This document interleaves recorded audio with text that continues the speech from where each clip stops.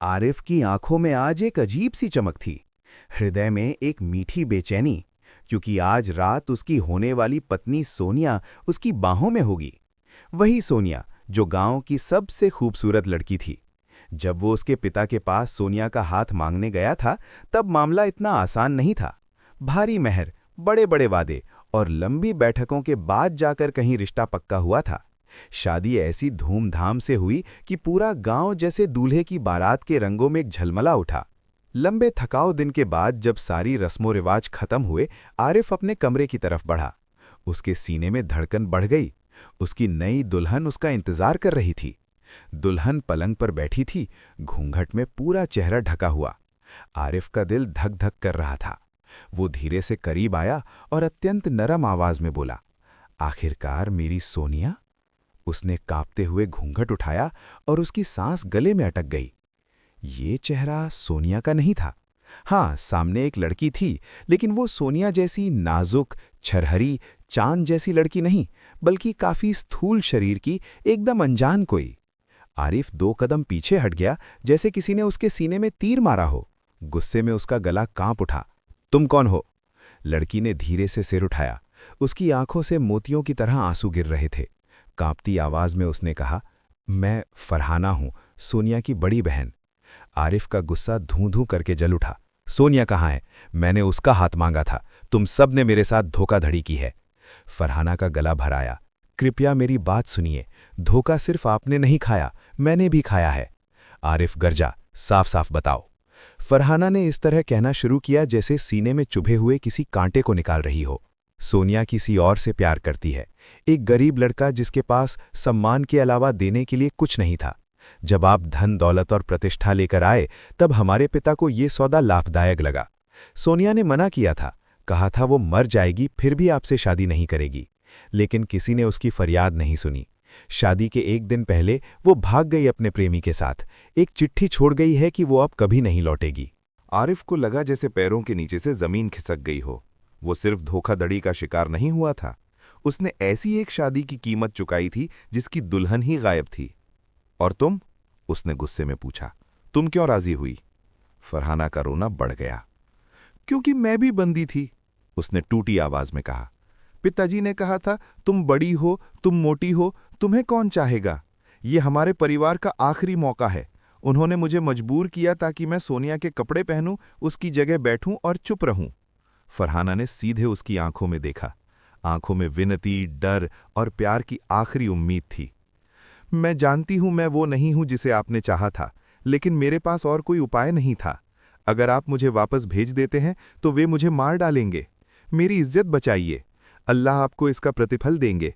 मैं आपकी पत्नी नहीं, आपकी दासी बनकर रहूंगी। बस मुझे आश्रय दीजिए। कमरा निस्तब्ध हो गया। आरिफ पत्थर की तरह खड़ा रहा। फिर उसका कठोर स्वर सुनाई दिया, तुम्हारी बात मैंने सुनी है। आज रात तुम इस कमरे से बाहर नहीं निकलोगी, लेकिन खुश मत होना। समझ लो मैंने ये सब तुम्हारी खातिर नहीं किया, ये सब मैंने केवल अपने लिए किया है। आरिफ का गला हिमशीतल था, जैसे बर्फ का टुकड़ा किसी की आत्मा में उतार दिया गया हो। मैं पूरे गांव को ये तमाशा नहीं देखने दूंगा कि शादी की रात आरिफ को कैसे धोखा दिया गया। मैं किसी की हंसी का पात्र नहीं बनूंगा। उसने फरहाना की तरफ देखे बिना ही कहा, तुमने कहा था दासी बन जाओगी, तो वही समझो। लेकिन एक बात याद रखना, तुम मेरी पत्नी कहलाओगी, लेकिन मैं तुम्हें कभी अपनी पत्नी के रूप में स्वीकार नहीं करूंगा। सुबह की पहली रोशनी के साथ दरवाजा खुला। आरिफ की मां सलमा नाश्ते की ट्रे लेकर कमरे में घुसी। जैसे ही उनकी नज़र फरहाना पर पड़ी, उनके माथे पर बल पड़ गए। आरिफ, ये तो सोनिया नहीं है, ये तो उसकी बड़ी बहन है ना? आरिफ ने तुरंत स्थिति संभाल ली, गले में फौलाद जैसी दृढ़ता। हाँ मां, आप एकदम ठीक कह रही हैं। ये सोनिया नहीं, ये फरहाना है, और ये वही लड़की है जिसे मैंने अपने लिए चुना है। उसने फरहाना के कंधे पर हाथ रखकर कहा, हम सोनिया का रिश्ता चाहते थे, लेकिन मुझे पता चला कि वो अभी घर बसाने के योग्य नहीं है। मुझे एक बुद्धिमान, सुरुचि संपन्न महिला की आवश्यकता थी, और मैंने वो फरहाना में पाया। हमने बुजुर्गों की सहमति से ये फैसला लिया है। आरिफ ने धोखाधड़ी को फैसले में बदल दिया और खुद को बेवकूफ़ नहीं बल्कि दूरदर्शी इंसान के रूप में साबित किया। सलमा ने लंबी सांस ली। अच्छा किया बेटा, बुद्धि ही पुरुष का असली गहना है, रूप तो हवा की तरह बदलता है। वो चली गईं। आरिफ भी दरवाजे तक गया। लेकिन जाने से पहले उसकी बातों में एक खामोश तलवार थी। गलत मत समझना, मैंने ये सब तुम्हारे कारण नहीं किया। मैंने अपना नाम बचाया है उस बदनामी से जो तुम साथ लेकर आई हो। इस घर में रहोगी लेकिन एक काम करने वाली की तरह, हकीकत की पत्नी बनकर नहीं। कमरा खाली हुआ, वो बाहर निकला। आंगन में सलमा खड़ी थीं, चेहरा हंसी विहीन, आंखें छुरी की तरह तेज। तो तुम ही वो बुद्धिमान लड़की हो। गले में व्यंग था। अच्छा सुनो, आज चाचा और मौसी तुम्हें देखने आएंगे, किसी चीज में कोई कमी नहीं होनी चाहिए। रसोई की तरफ इशारा किया। खाना, साफ सफाई और बैठने के कमरे की सजावट सब तुम्हारी जिम्मेदारी है। फरहाना के होंठ कांपे। ये उसकी शादी की पहली सुबह थी, जिस सुबह दुल्हनें लाड़ प्यार में रहती हैं। लेकिन वो समझ गई सलमा ने कहानी पर विश्वास नहीं किया था, वो बदला ले रही थीं। रसोई में कदम रखते ही उसे अपने पुराने घर की याद आई, जहां वो कभी काम के लिए हाथ नहीं उठाती थी, लेकिन आज उसका हाथ भी था और मजबूरी भी। उसने छुरी उठाई, हाथ कांप रहे थे। प्याज के छिलके उतारते समय आंखों से पानी गिरने लगा। सलमा का स्वर तीर की तरह आया। इस तरह क्या नई दुल्हनें छुरी पकड़ती हैं, या ये भी काम से बचने का कोई नाटक है? फरहाना घबरा गई, फिर आटा गूंथने लगी। पानी ज्यादा डाल दिया, आटा चिपचिपा हो गया, और जब आटा गूंथा तो पत्थर जैसा सख्त। सलमा हंस पड़ी। ला हौला वला कुव्वता, ये है बुद्धिमान महिला जिसे रोटी बनाना भी नहीं आता। वो करीब झुकीं, आवाज नीची लेकिन जहरीली। तुम्हारे पिता ने तुम्हें अच्छा अभिनय करके दूल्हा फांसने के अलावा और कुछ नहीं सिखाया? फरहाना केवल सुनती रही, चुप रहकर, टूट टूट कर, क्योंकि उसे बोलने का अधिकार नहीं था, केवल सहने का ऋण था। सलमा ने उसे डपट कर पीछे धकेला। हटो रास्ते से, मैं खुद ही कर लूंगी। तुम जाओ और बैठक साफ करो, उस काम में तो बुद्धि की जरूरत नहीं पड़ती। फरहाना कांपते हुए रसोई से बाहर निकल गई। दोपहर ढलकर शाम होते ही मेहमान आने शुरू हो गए। फरहाना धीरे धीरे कॉफी की ट्रे लेकर कमरे में घुसी। उसके पैर कांप रहे थे, सबकी दृष्टि उसी पर टिकी थी। हवा में फुसफुसाहट तीर की तरह चलने लगी। क्या ये वही लड़की है? सुना था आरिफ तो सोनिया के रूप पर पागल था, ये तो उसकी मोटी बहन है। और फिर आरिफ की मौसी, जिनकी जीभ छुरी से भी तेज थी, सबके सामने ताना मारा। ओ माँ, नई दुल्हन आ गई। आरिफ बेटा, हमने तो सुना था तुमने नाजुक लड़की पसंद की है, ये क्या पूरा पेड़ घर ले आए हो? कमरे में दबी हंसी का ठहाका गूंज उठा। आरिफ ने अत्यंत शांत भाव से कहा, मौसी, पतली टहनी तो हल्की हवा में ही टूट जाती है, लेकिन पेड़ जड़ से मजबूत होता है, छाया भी देता है और फल भी देता है। कमरा एक पल के लिए थम गया। सब हैरान रह गए, यहां तक कि सलमा भी अपने बेटे की तरफ विस्मय से देखने लगी।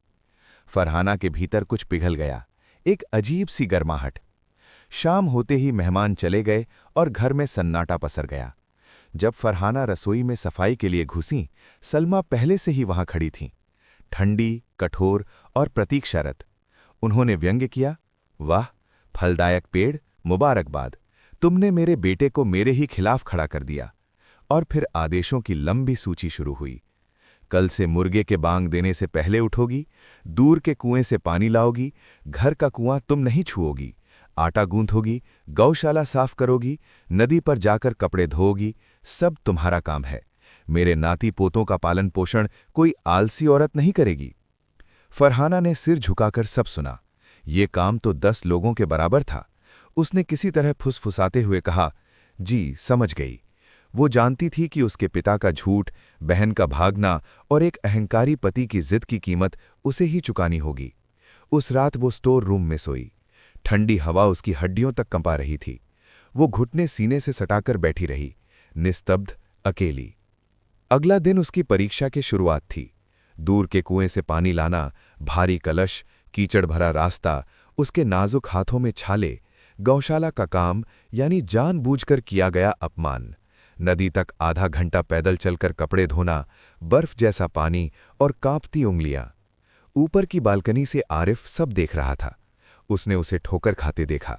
उसके फटे हाथ देखकर मन में हल्का दर्द महसूस किया। वो जानता था उसकी मां कठोर हैं, लेकिन ये तो खुला बदला था। उसने मन को शांत किया, ये इसी के योग्य है। लेकिन फिर भी उसकी थकी हुई चाल, खून से भरे हाथों की तस्वीर उसके दिमाग से नहीं निकल रही थी। सलमा उसे तोड़ना चाहती थीं, लेकिन वो अनजाने में उसे गढ़ रही थीं। फरहाना का भारी शरीर गलने लगा। कठोर परिश्रम, कम खाना, सब कुछ बदलने लगा। उसके पुराने कपड़े ढीले हो गए, उसकी आवाजाही हल्की होने लगी। आरिफ अब और उसे नज़रअंदाज नहीं कर पा रहा था। वो उसे अलग नज़र से देखने लगा। वो उसे अक्सर कोने में बैठकर बचा कुचा खाना खाते देखता, चुपचाप, बिना किसी शिकायत के। एक दिन वो खेत से जल्दी लौटा। गौशाला के पास उसकी नज़र फरहाना पर पड़ी। वो सूखी घास पर बैठी थी, धूप में झुलसा हुआ पीला चेहरा, हाथ में सूखी रोटी का छोटा सा टुकड़ा। वही उसका रात का खाना था। उसके सामने एक छोटा दुबला बिल्ली का बच्चा कांप रहा था। फरहाना ने अपनी सूखी रोटी पानी में भिगोई, उसके 2 टुकड़े किए, बड़ा हिस्सा बिल्ली के सामने रख दिया और खुद छोटे टुकड़ों से पेट भरने की कोशिश की। आरिफ दूर खड़ा ये सब देख रहा था। वो स्तब्ध रह गया। जिस औरत के साथ घर में पशुओं जैसा व्यवहार किया जाता है, जो दिन रात पत्थर की तरह काम करती है, जो खुद कष्ट में खाती है, वही औरत अपनी भूख से ज्यादा एक भूखी बिल्ली का कष्ट महसूस कर रही है। उसके सीने में कुछ तीव्रता से चुभा। ये गुस्सा नहीं था, ये शर्मिंदगी थी। उस शाम सलमा रसोई में चिल्ला रही थी कि आटा जल्दी खत्म हो रहा है। इस शोरगुल के बीच कई हफ्तों बाद पहली बार फरहाना की धीमी दबी आवाज सुनाई दी। माँ, अगर हम मजदूरों की रोटी के लिए सफ़ेद आटे के साथ थोड़ा जौ मिला दें तो रोटी से पेट ज्यादा भरेगा और हमारा आधा गेहूं बच जाएगा। सलमा ने इस तरह देखा जैसे किसी भिखारी ने हुक्म दिया हो। कब से तुम भंडार का हिसाब समझने लगी? चुप रहो और आटा गूंथो। लेकिन तभी आरिफ की आवाज सुनाई दी, कठोर, स्पष्ट और निर्णयात्मक। रुको माँ। उसने फरहाना को एक अलग दृष्टि से देखा, फिर कहा, वो ठीक कह रही है, जौ सस्ता है और पेट भी ज्यादा भरता है, कल से वही होगा। ये पहली बार था जब किसी ने उसकी बात सुनी और उस पर विश्वास भी किया। सलमा की आंखों में नफरत की एक नई लकीर उभर आई। फरहाना पहली बार किसी बात में जीती थी और ये सलमा को बिल्कुल पसंद नहीं आया। अगली सुबह सलमा ने उसे घर से जितना दूर भेजा जा सके भेजने का फैसला किया। ऊंचे गांव में आज हाट लगी है, उन्होंने ठंडी आवाज में कहा। ये पनीर ले जाओ, बेचो और इस सूची का सामान लेकर आना। पैदल जाओगी, घोड़ा तुम्हारे लिए नहीं है। ऊंचे पहाड़ तक 3 घंटे की चढ़ाई थी। भारी टोकरी लेकर फरहाना चुपचाप निकल गई। उस दिन आरिफ भी घोड़ा खरीदने बेचने के लिए उसी इलाके में था। दोपहर को लौटते समय धूप से थककर उसने छोटा रास्ता लिया। दूर एक अकेली परछाई बहुत धीरे धीरे चल रही थी, जैसे उसके पैर बोझ के भार से अटके हों। वो करीब पहुंचा। वो फरहाना थी। लौटते समय उसकी टोकरी अब और भी भारी थी। बीज, दवा, घर का सौदा। पसीने से उसकी ओढ़नी थोड़ी पीछे हट गई थी और उसके बाल हवा में हल्के उड़ रहे थे। आरिफ अचानक रुक गया, जैसे उसने उसे पहले कभी देखा ही ना हो। ये वो मोटी भारी लड़की नहीं थी जिसे उसने शादी की रात लौटा दिया था। ये वो थकी हुई काम वाली लड़की भी नहीं थी जिसे उसकी माँ रोज अपमानित करती थी। ये एक महिला थी, वेदना और परिश्रम जिसने पत्थर की तरह तराश कर उसे उत्तम बनाया था। उसका चेहरा अब साफ था, गालों की हड्डियां स्पष्ट, आंखें बड़ी, सजल और गहरी, एक अलग तरह के सौंदर्य से भरपूर। फरहाना ने उसे देखा और तुरंत सिर झुका लिया, जैसे वो अपने अगले अपमान के लिए खुद को तैयार कर रही हो। लेकिन आरिफ कुछ नहीं बोला। वो बस उसे देखता रहा और उस दृष्टि में न गुस्सा था न ही तिरस्कार। वो घोड़े से उतरा, धीरे से, लगभग कांपते हाथों से उसके हाथ से वो भारी टोकरी ली, उसे अपने घोड़े पर रखा और फिर अपनी भारी आवाज में, जो शायद उसने खुद भी पहली बार सुनी, कहा, मेरे आगे चलो, घोड़ा तुम्हारा बोझ उठाएगा। उसने उसे घोड़े पर बैठने को नहीं कहा क्योंकि वो उसके लिए बहुत ज्यादा होता, लेकिन उसका बोझ ले लिया। फरहाना आगे आगे और आरिफ पीछे घोड़ा थामे उसके साथ चलने लगा। घर के दरवाजे पर शाम ढल रही थी। आंगन में सलमा खड़ी इंतजार कर रही थी। ये दृश्य देखते ही उनका चेहरा गुस्से से लाल हो उठा। आरिफ पैदल आ रहा है, घोड़े पर फरहाना की भारी टोकरी, और फरहाना पहली बार खाली हाथ घर में घुस रही है। सलमा इस तरह उछल पड़ी जैसे किसी ने उन पर गर्म पानी डाल दिया हो। आओ राजकुमारी, उन्होंने जहरीली हंसी हंसी। रास्ते में कष्ट तो नहीं हुआ? यात्रा आरामदायक थी? फरहाना ने सिर झुका लिया। सलमा प्रहार करती रहीं। लगता है अब तुम्हारे लिए चीजें ढोना मुश्किल हो गया है। कल शायद हमें तुम्हें पीठ पर बिठाकर लाना पड़ेगा। तभी आरिफ ने शांत लेकिन भारी आवाज में कहा, सामान मेरा था और घोड़ा भी मेरा। मैंने अपना सामान अपने घोड़े पर रखा है, इसमें समस्या क्या है? सलमा कुछ कहने के लिए मुंह खोलने ही वाली थी, लेकिन आरिफ ने पहली बार हल्की कठोरता के साथ कहा, वो 6 घंटे धूप में पैदल चली है, मेरी जमीन के लिए बीज और मेरे घर का खाना लाने के लिए। कम से कम उसका बोझ घोड़ा उठाए, वो नहीं।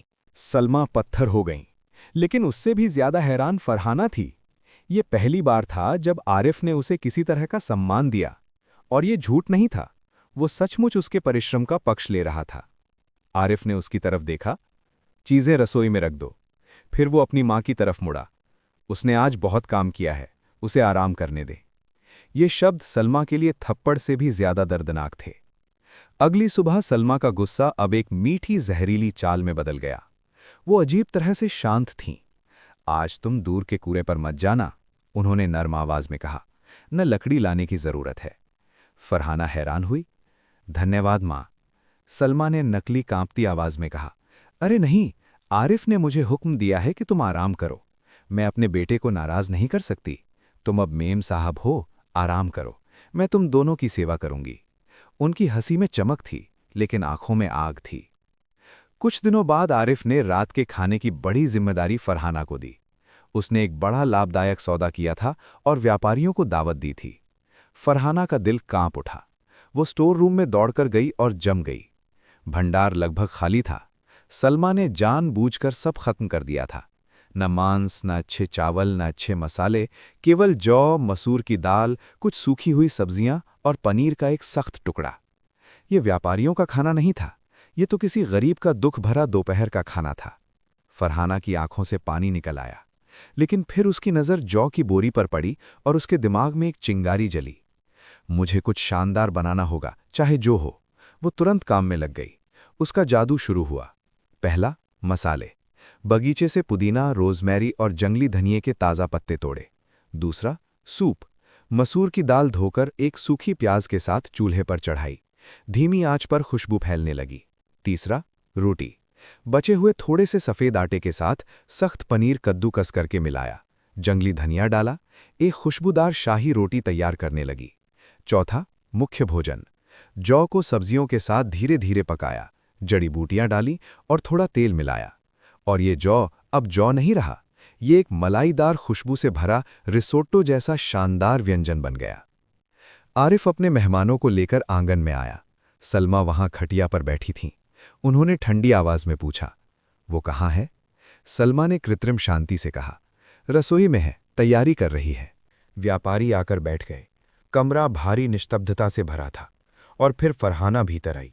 उसने पहली ट्रे रखी, मसूर की दाल का सूप जिससे धुआं उठ रहा था और खुशबू हवा में फैल रही थी।